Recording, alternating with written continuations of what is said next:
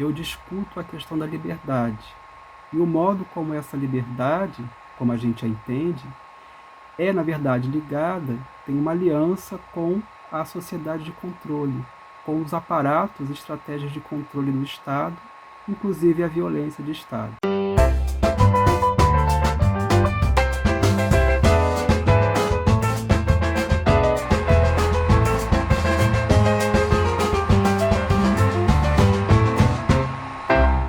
Olá a todas e todos, meu nome é Marcelo dos Santos,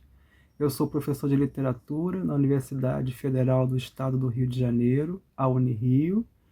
e estou aqui para falar para vocês sobre o lançamento do meu ensaio dentro da coleção de ensaios do Laboratório de Estudos de Literatura e Cultura da Belle Époque, o Labelle, da UERJ. O título do meu ensaio na coleção do Labelle é Escritos do Cárcere, Espaços de Confinamento no Tempo da Modernidade. E o ensaio é uma tentativa, uma busca de reunir dois campos de pesquisa que me interessam. A partir da investigação de arquivos literários, eu olho para a literatura com a ideia de arquivo, buscando nela as questões do aprisionamento, da liberdade e do confinamento. Em outro campo, é a minha atuação de pesquisa e extensão como projeto de remissão de pena pela leitura, com as atividades de leitura e produção textual nos presídios do Estado do Rio de Janeiro. De um modo geral, no meu ensaio, o leitor vai encontrar uma discussão sobre liberdade, vigilância, instrumentos e estratégias de poder e controle sobre as existências, e como isso aparece tematizado na literatura, em especial a literatura do final do século XIX, começo do século XX, a época chamada Belle Époque. No primeiro momento do meu ensaio, a introdução, eu discuto a questão da liberdade e o modo como essa liberdade, como a gente a entende, é, na verdade, ligada, tem uma aliança com a sociedade de controle, com os aparatos e estratégias de controle do Estado, inclusive a violência de Estado. É importante pensar como em certas sociedades, como a nossa, que teve como base econômica e base social a escravidão, a liberdade tem a ver com privilégios de uma certa camada da sociedade. Ainda nesse momento introdutório, além da questão da liberdade, eu busquei percorrer o conceito de modernidade com a ajuda de alguns autores e obras importantes para entender que, além do sinônimo de modernidade, como progresso, civilização, é preciso pensar a modernidade também como sinônimo de um encarceramento, de um espaço de confinamento generalizado, já que o seu projeto prevê expulsões e exclusões sociais. Assim, entendendo a dupla face da modernidade, essa combinação entre modernidade, civilização e a construção de espaços, estratégias, políticas de exclusão, de confinamento, de aprisionamento, só assim podemos entender como a arte, a literatura, no final do século XIX, começo do século XX, e em outros tempos também, representou, discutiu e debateu os espaços e as existências confinadas.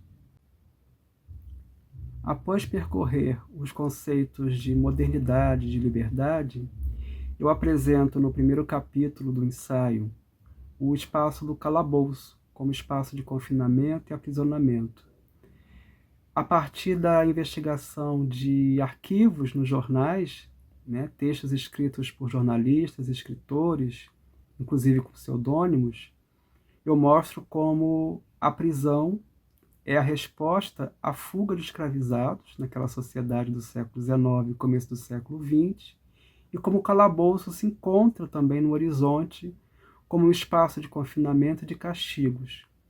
Uso também uma parte da literatura do Machado de Assis para mostrar como o calabouço está presente na sociedade brasileira e na literatura do período. Depois de olharmos com atenção para a imagem do calabouço na literatura e de como essa construção, esse projeto, que tem a ver com a sociedade escravocrata desde a sua fundação, mas que aparece bastante no século XIX, depois de olharmos o calabouço, é hora da gente expandir a ideia de confinamento, a ideia de aprisionamento para outros lugares, inclusive para o sertão. É nesse momento que a figura do calabouço, na cidade do Rio de Janeiro, na corte, que serve de espelho e de modelo às prisões futuras, aos presídios futuros, ela também tem relações com toda a questão da prisão no nosso regionalismo ou naturalismo do final do século XIX e a questão do sertão e de como o banditismo tem no seu horizonte a voz de prisão. No capítulo que intitulei Sertão/Prisão, percorro a obra de Afonso Arinos, José do Patrocínio, Domingos Olímpio, entre outros, para perceber e mostrar como a literatura dita regionalista tem na sua atmosfera, no seu horizonte, a ideia de um controle do Estado, da voz de prisão e da própria construção da prisão como um espaço de confinamento. Ao percorrer essas obras do nosso regionalismo, incluída aí questões do naturalismo, pode-se perceber que a prisão é um modelo, um exemplo que está vigente e que, de certa maneira, coordena toda a questão dos espaços de circulação dos seres e existências naquele espaço regional. É preciso que se diga que o espaço regional é criado pela literatura, tem a ver com uma criação ficcional, mas que tem por objetivo espelhar muitas questões sociais da sua época. Um exemplo importante, que está presente no romance Luzia Homem, de Domingos Olímpio, é a construção da prisão, que é o pano de fundo do romance. Esse é um dos exemplos que mostro nesse capítulo Sertão/Prisão, de como a literatura, ficcionalmente, vai criar espaços espelhados, relacionados com toda a construção de um espaço de confinamento, também em outros estados, para além do Rio de Janeiro, estados do Norte e do Nordeste, a que chamamos, de maneira muito resumida, de regionais. A maneira, como disse, de se referir aos estados do Norte e Nordeste como regionais, espaços do regionalismo, ela serve ao propósito da ficção, mas ela é resumida e muito redutora das particularidades de cada região e de suas culturas. A questão da seca, por exemplo, ela tem muita relação e aparece de forma evidente com o confinamento, com a expulsão de comunidades no romance Os Retirantes de José do Patrocínio, romance que estudo nesse capítulo Sertão/Prisão. Após percorrer o sertão e os espaços de confinamento no sertão, a questão da seca, a prisão no romance regionalista, na literatura regionalista, retorno ao estado do Rio de Janeiro, ao seu município em especial, para perceber, com a ajuda de autores como Orestes Barbosa, Lima Barreto, de uma maneira mais panorâmica, a questão da prisão propriamente dita, dos prisioneiros, da vida na prisão, com as crônicas e artigos de jornais escritos sobre esse tema. Ao final desse capítulo, o leitor vai ter acesso a 2 crônicas que selecionei